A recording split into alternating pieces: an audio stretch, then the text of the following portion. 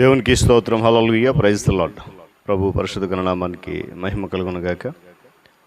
క్రీస్తునందు ప్రియులారా, దేవుడు తన మహాకృపను బట్టి మరొక నూతన ఉదయకాలం వేకునే రీతిగా ఆయన పాద సముఖం నుండే ధన్యత ఆధిక్యత మనందరికీ అనుగ్రహించిన విధానాన్ని బట్టి ఆయన పరిశుద్ధ విలువైన నామమునకు ఘనత మహిమలు కలుగునుగాక.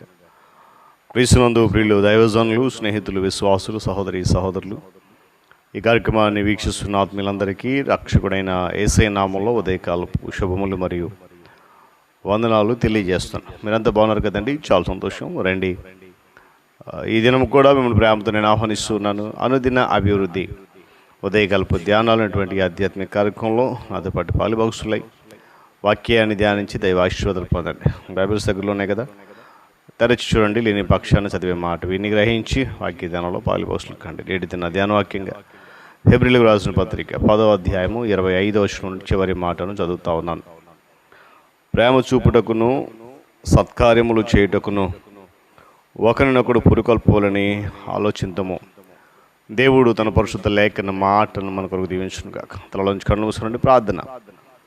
మహాగణుడ, మహోన్నతుడ, సర్వాధికారి స్తోత్రాలు. తిరిగి మరొక నూతన ఉదయకాలం వేకునే రీతిగా నీ పాద సముఖంలోనికి మమ్మల్ని బాలపరుచు నడిపించిన స్తోత్రాలు. ఈ ఆధ్యాత్మిక కార్యక్రమం ద్వారా నీ మాటలు వింటున్నాం. అనుదినం మరింతగా నీ మాటల ద్వారా మేము అభివృద్ధి చెందడానికి ఆత్మీయంగా బలపడిన కృప చూపించండి. మీరే మహిమ ఘనత ప్రభావాలు పొందండి. క్రీస్తు నామం పేరట అడుగుతున్నాం తండ్రి, ఆమేన్. చాలా సంతోష ప్రియులారా, చదివినటువంటి మాట విశ్వాసులందరి జీవితంలో చాలా త్వరితగతిన జరగాల్సినటువంటి క్రియ. ఎందుకంటే ఒకరికొకరు పురుకొల్పుకోవాలి, ఒకరికొకరు ప్రోత్సహించుకోవాలి, ఒకరికొకరు అభినందించుకోవాలి. ఇలాంటి మాటలు దేని కొరకు ఇలాంటి ప్రోత్సాహం ఎందుకు చేయాలి అని అంటే, ఆ పైన ఒక చక్కటి మాటలు, రెండు మాటలు ఉన్నాయి. ఒకటి ప్రేమ చూపించడానికి, రెండు సత్కార్యాలు అనగా మంచి కార్యాలు చేయడానికి. ప్రేమ లేక క్రైస్తవ ప్రేమ. విశ్వాసులు దేవుని పని చేయడానికి, వారిని ప్రభు రాకడకు సిద్ధపరచడానికి తప్పనిసరి ఉంది ఈ ప్రేమ. హెబ్రీయులకు రాసిన పత్రిక రచయిత సంఘములో ఉన్నటువంటి సంయుక్త ప్రేమను సంయుక్త జీవిత సందర్భంలో చెబుతూ ఉన్నాడు. దీనిలో అనుకూలమైనవి ఉన్నాయి, ప్రతికూలమైనటువంటి పార్శ్యాలు ఉన్నాయి. రూఢిగా విశ్వాసుల నుంచి మంచి పనులు చేయడానికి పురుకొల్పున్నట్లు అన్యోన్య ప్రేమ అనేది అవసరమై ఉన్నది. దీనికి వ్యతిరేకంగా ఇదే ప్రేమ వారు పాపంలోనికి మరలా దిగజారిపోవడానికి నిరోధిస్తుంది. పాత నిబంధన గ్రంథంలో ప్రసంగి గ్రంథం ఉంది, మనకు తెలుసు. 4వ అధ్యాయము 9 నుంచి 12 వచనాలు గమనిస్తే అక్కడ శ్రేష్టమైన ఒక ఉదాహరణ ఉంది. దాని ద్వారా ఈ నూతన నిబంధన సత్యం అనేది వెల్లడి చేయబడింది ఈరోజు మనకి. ఏంటనంటే, ఒంటిగాడయునుడి కంటే ఇద్దరు కూడిన మేలు అన్నాడు. ఎందుకు అంటే, వారిరువురు కష్టము చేత మంచి ఫలము కలుగుతూ తీసుకుంటారు.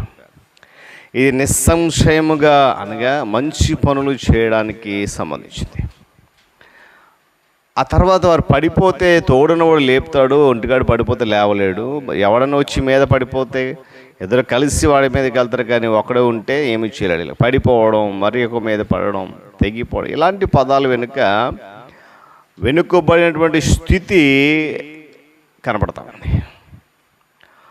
ఆత్మీయమైనటువంటి బలము మరియు ఆదరణ అనేవి సహవాసం నుండే పుడతాయి. అందుకే ప్రారంభంలో మాట చెప్పాను, ఒకరికొకరు పురుకొల్పుకోవాలి. మనందరికీ తప్పిపోయిన గొర్రె ఉపమానం తెలిసి ఉంటుంది కదండి, చాలాసార్లు విన్నాం. ఒక గొర్రె ఏ విధంగా తప్పిపోయింది? అది తన మంద నుండి వేరైపోయినప్పుడు ఒంటరి అయిపోతుంది. చాలా సులభంగా శత్రువుకి ఎరైపోతుంది. కోడిపిల్లలు తమ తల్లి దగ్గర ఉన్నంతసేపు క్షేమం. ఒకవేళ తల్లిని విడిచిపెట్టి వెళ్ళిపోతే దూరం అవగానే ఆకాశంలో గ్రద్ద వేచి చూస్తుంది, చాలా సులభంగా దాన్ని తనిగిపోతుంది. దేవుని చిత్తము ఏంటంటే, తన పిల్లలు ఒకరితో ఒకరు కలిసి పెరగాలి, కలిసి మెలగాలి మరియు కలిసి వెలగాలి. దేవుని స్తోత్రం చెప్పండి. భక్తి తగ్గడం ద్వారా ప్రేమ తగ్గిపోతుందని వాక్యం జ్ఞాపకం చేస్తుంది. భక్తి తగ్గిపోవడం ద్వారా కలిగేటువంటి దుష్పరిణామాలు ఏవైతే ఉన్నాయో అవి ఇదే పత్రికలో ఇదే అధ్యాయంలో క్రింది వచనాలు చెప్తున్నాం, 29 నుంచి 31. ఇలా ఉండగా దేవుని కుమారుని పాదములతో త్రొక్కి తాను పరిశుద్ధ పరచబడుటకు సాధనమైన నిబంధన రక్తాన్ని అపవిత్రమైనదిగా ఎంచి కృపకు మూలముగు ఆత్మను తిరస్కరించిన వాడు ఎంత తక్కువ దానికి ఇంకా తోచును అంటాడు. గమనించండి పిల్లరా, జీవము గల దేవుని చేతిలో పడడం అనేది చాలా భయంకరం అండి. తోటి విశ్వాసులతో సమాజముగా కూడుకోవడం అనేది అశ్రద్ధ చేయకూడదని హెచ్చరిక ఇది. ఆ తర్వాత మాటలు చాలా ఉన్నాయి. వారికి దేవుడు ఇచ్చే విరుగుడు మంది ఏంటంటే దేవుని ప్రజల సహవాసములో నమ్మకంగా పాల్గొంటూ ఎదుగుతూ ఉండడం వల్ల వెనుకబడిన వారికి దేవుడిచ్చేటువంటి విరుగుడు. ఈరోజు పిల్లరా, క్రైస్తవ సమాజములో, క్రైస్తవ సంఘములో విశ్వాసుల మధ్యన ఈ ప్రేమ అనేది లేదు. ఒకరినొకరు పురికొల్పడాలనేటువంటి ఆలోచన లేదు.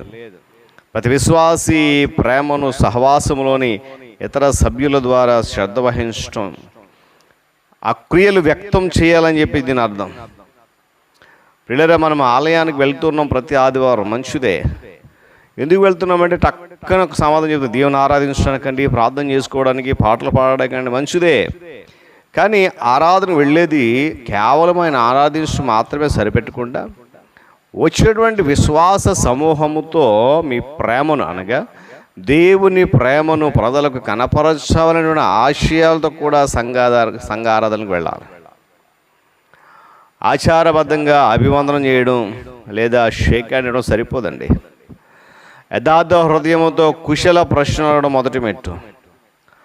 ఆరాధన ముగిసిన తర్వాత బిగ్గరగా వినిపించేటువంటి సంగీతము లేక ఏర్పాటు చేయకపోవడము విశ్వాసులు ఒకరితో ఒకరు స్వేచ్ఛగా మాట్లాడుకోవడానికి ఆటంకం కలిగిస్తాయి. అలాంటివి చేయొద్దు.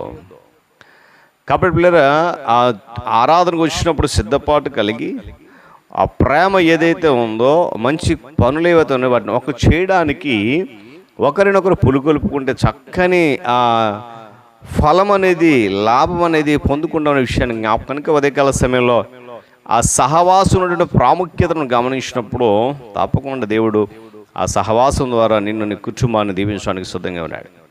దేవుడి మాటలు మనకు దీవించును గాక. తలలో ఉంచుకోండి, ముసుకుందాం. ప్రార్థన. ప్రేమగల తండ్రి, స్తోత్రాలు. మరొకసారి ఉదయకాల సమయంలో నీ పాదసంకు నిలబడ్డాం. ఇంతవరకు వాక్యం ధ్యానించు. నిజమే, సహవాసములలో సహవాసం ఎంత ఉన్నతమైన మాట నా తండ్రి. ఆ సహవాసాన్ని కోల్పోతున్నామేమో, దానికి గల కారణం కేవలము ప్రేమ తగ్గిపోవడమే వాక్యం జ్ఞాపకం చేస్తుంది. ఎన్నో ప్రేమ తగ్గిపోవడం ద్వారా భక్తి తగ్గిపోతుంది. తద్వారా దుష్పరిణామాలు ఎదురయ్యి నాయనా, ఇదిగో నీ యొక్క వాక్యానికి సంఘానికి దూరమైన పరిస్థితులు. నాటి వాక్యం ద్వారా ప్రతి ఒక్కరు కూడా ఆలోచించి ఈ సహవాసం ఉన్నతమైనదని గుర్తింపు తీసుకుని ఆ సత్యాన్ని గమనించి ఆ సహవాసంలో పాలుపరచడం కృప చూపించి ఏదైనా దీవెనలు, ఆశీర్వాదాలు మీరు మా అందరిపై కృమరించి మీరే ఘనత మహిమ పొందండి. యేసయ్య నామమున అడుగుతున్నాను మా తండ్రి, ఆమేన్. త్రియేక దేవుని దీవెన, ఆయన సన్నిధి కాపుదల సదాకాలము మనందరికీ తోడు నడిపించును గాక. ఆమేన్.